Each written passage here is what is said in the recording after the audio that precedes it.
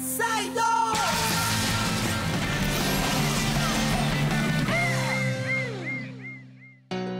Tama nga ako. Si Servano nga si Zaido Red. Wala mo, Zaido. Gawa-gawa mo lang yan. Alam na namin kung sino ang nagpapanggap na pang-apat na Zaido. Sino? Si Toby, isang ka-eskwela namin. Tama na sa akin yung simpleng kasal. Kahit tayo-tayo lang. Alam mo, Helen, kung ano ang gusto mo, yun ang masusunod. Ha? Mamamatay din ang kaso ni Alberto Lorenzo. Total, hindi na rin naman naghahabol si Helen at ang mga anak niya. Basta't makakaasa kayo, sir, na hindi ako kakanta. Mabuti naman kung gano'n. Dahil ayokong malaman ni Alvaro na ako ang nagpapatay sa ama niya. Napakawalang hiya mo. Hayop ka!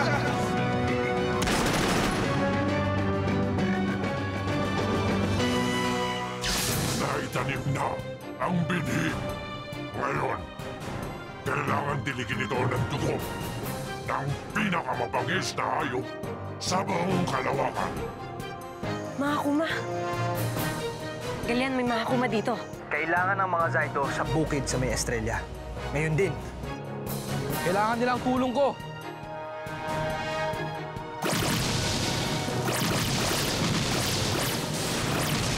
Mga inutin! Bakit ba hindi ninyo matalo-talo mga Zaido? Malakas sila, Ida. Ang sabihin mo, mahina ka. Mahina ang army mo. Tumigil kayo! Nadiligan niyo na ba ang punlang? Opo, Panginoong Liar. Yan ang mahalaga. Dahil ang punlang yon ang magiging daan para matalo natin ang mga Zaido. Ako nang bahala. Kaya ko na to. Nandyan na naman ang saling pusa.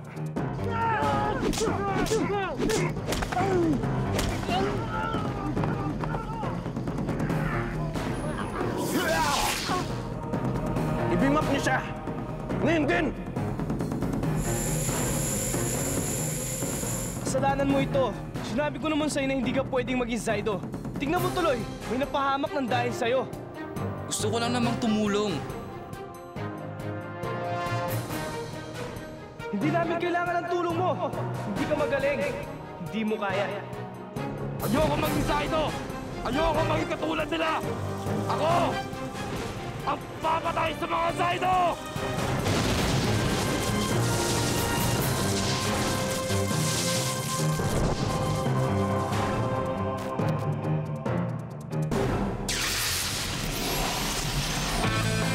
Ngayong gabi sa Zaido.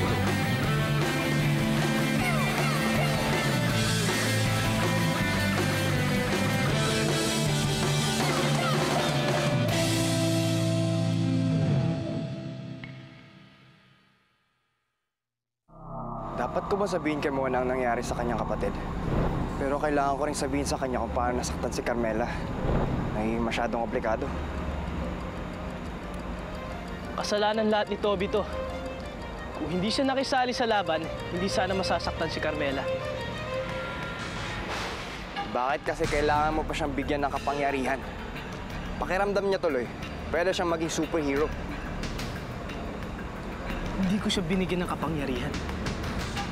Hindi ba nagkaroon siya ng kapangyarihan dahil sa dugo mo? Malay ko ba lalakas siya sa dugo ko?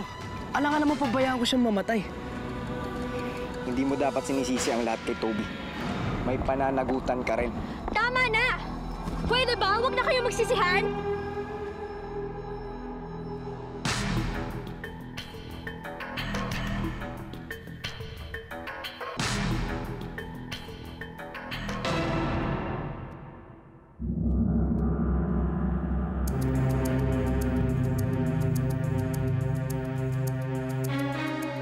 Toby?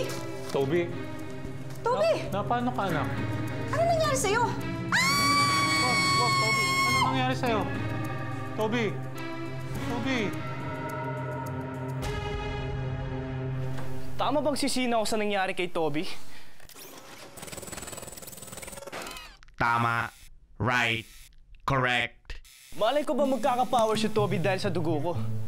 At malay ko bang ganun kakulit yun? Makulit. Adjective. Means to be persistent. Alam ko ang ibig sabihin ng makulit. Alam ko lang, nagpapalapad ng papel yung Alexis na yan kay Ami. Malapad na papel? white paper. Para naman may gusto kay Ann. Magsama sila ni Alexis. Kung ano man yung ginawa ni Ulya dun sa sugat ko, effective kasi wala nang marka. Alam mo, pinagmamalaki kita sa ginawa mong katapangan. Wala yun. At mas lalo kitang pinagmamalaki sa hindi mo pagsuko. Alam mo, Galyan, kahit hindi ko man kilala kung sino ako, nararamdaman ko na ito yung dapat kong gawin. Ang pagiging isang pulis pangkalawakan ang nagbibigay sa akin ngayon ng direksyon. Kaya kahit dumating yung mga kuma ngayon, game. Talaga? Pwede bang bukas na lang? Nakakapagod din pala, no? O paano? Good night, Galyan. Good night, Ariana. Carmela. Ariana. Kahit sino ka man, mahal kita.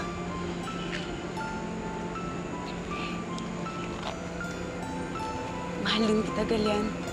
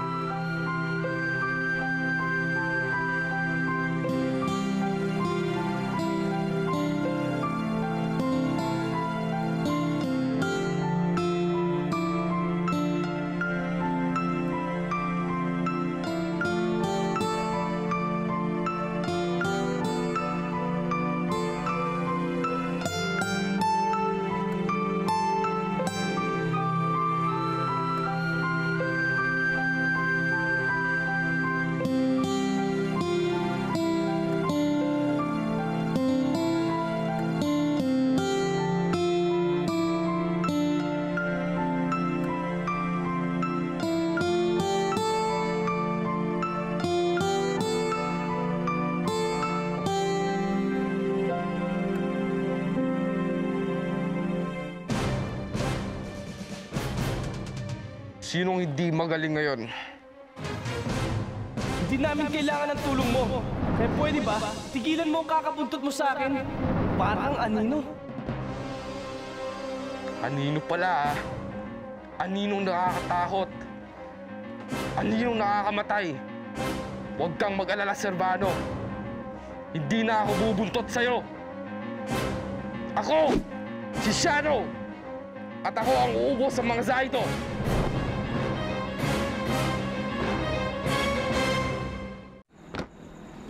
Galyan, kamusta na si Carmela?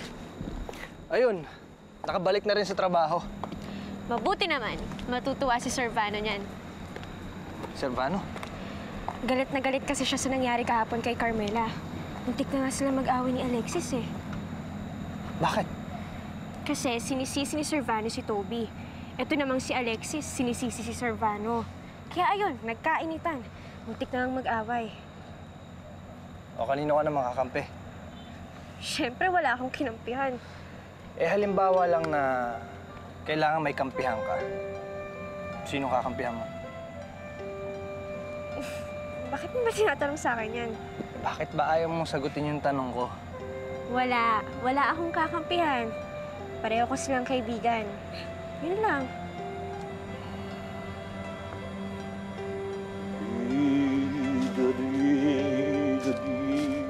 Dr. Eng, saan kayo pupunta? Naubusan ako ng feed sa bahay walang makain yung mga alaga ko. Punta muna ako sa bukid. Tignan ko kung anong madadampot ko doon para makain muna nila ngayon. Tirari.